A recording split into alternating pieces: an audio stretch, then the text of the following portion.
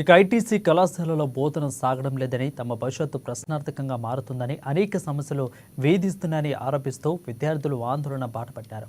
అఖిల భారత విద్యార్థి భవిష్యత్తు ఏబీవీపీ ఆధ్వర్యంలో ర్యాలీగా తరలివచ్చి కలెక్టరేట్ ఎదుట నిరసనకు దిగారు. అధ్యాపకులను వెంటనే నియమించాలంటూ పెద్ద ఎత్తున నినాదించారు. ఇక అనంతరం ప్రజావాణిలో కలెక్టర్ను కలిసి సమస్యలను విన్నవించి వినతి పత్రం అందజేశారు. గత కొన్ని నెలలుగా ఐటీఐ కళాశాలలో అధ్యాపకులు లేక బోధన ముందుకు సాగడం లేదని, దీంతో విద్యార్థులు భవిష్యత్తు ఏం కావాలంటూ ఏబీవీపీ జిల్లా కన్వీనర్ అక్షయ్ ప్రశ్నించారు. దానికి తోడు కళాశాలలో అనేక సమస్యలు విద్యార్థులను బాధిస్తున్నాయని అన్నారు. దీనిపై ప్రభుత్వం, జిల్లాధికారి యంత్రాంగం అదేవిధంగా ప్రత్యేక దృష్టి సారించి యుద్ధ ప్రాతిపదికన సమస్యను పరిష్కరించాలని, ఫ్యాకల్టీలను కూడా నియమించి బోధనను సవ్యంగా సాగేలా చర్యలు చేపట్టాలని డిమాండ్ చేశారు.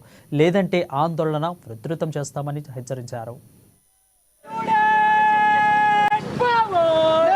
భారతీయ విద్యార్థి పరిషత్ ఆదిలాబాద్ శాఖ ఆధ్వర్యంలో ఈరోజు ఐటీఐ కాలేజ్ నుంచి ర్యాలీగా కలెక్టర్ ఆఫీస్కి రావడం జరిగింది.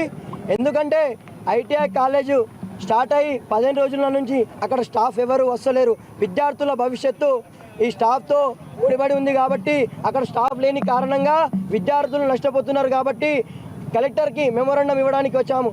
కలెక్టర్కి ఒకటే చెబుతా ఉన్నాము, ఐటీఐ కాలేజ్ను స్టాఫ్ను వెంటనే నియమించండి.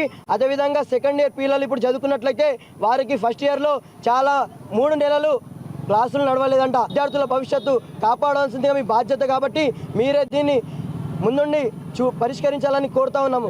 గత వారం రోజుల నుండి ఐటీఐ ఇన్స్టిట్యూట్లో క్లాసెస్ జరగడం లేదు. దీనికి కారణం ఏంది అని ప్రిన్సిపల్ గారిని మరియు ఫ్యాకల్టీస్ని అందరినీ అడగగా వాళ్ళెవరూ రెస్పాండ్ అవ్వడం లేదు.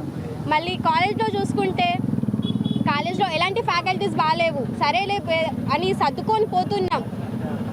అలా కాకుండా టీచర్సే రాకపోతే స్టూడెంట్స్ ఏ విధంగా చదువుకుంటారు? ఫస్ట్ ఇయర్ ఇట్లానే ఫేస్ చేసినాం. మా ఒక్క ట్రేడ్కే లెక్చరర్ లేకుండే, మాకు 3 నెలలు వచ్చిండు, శాలరీస్ లేక వెళ్ళిపోయాడు. మళ్ళీ మేమే చదువుకొని మేము ఇప్పుడు ఫస్ట్ ఇయర్ క్లియర్ చేసినాం. సెకండ్ ఇయర్కి వచ్చేసరికి సెకండ్ ఇయర్ వల్ల కొత్త బ్యాచ్ వాళ్ళకి ఒక్కళ్ళు లెక్చరర్ లేరు, అందరు వెళ్ళిపోయారు. అలాగే శాలరీస్ లేక వాళ్ళు వెళ్ళిపోయారు. మా ప్రిన్సిపాల్ దగ్గర పోతే ఆయన సిక్ లీవ్ పెట్టేసాడు 3 నెలల కోసం. మళ్ళీ మా పిల్లగాళ్ళు రెంట్లు తీసుకొని పక్కగా ఇన్స్టిట్యూట్ పక్కకు రూమ్లు తీసుకొని ఎన్ని నెలల నుంచి రూమ్ రెంట్లు కట్టుకుంటూ ఉంటుండ్రు. పాపం వాళ్ళు డైలీ కాలేజ్కి వస్తుండ్రు.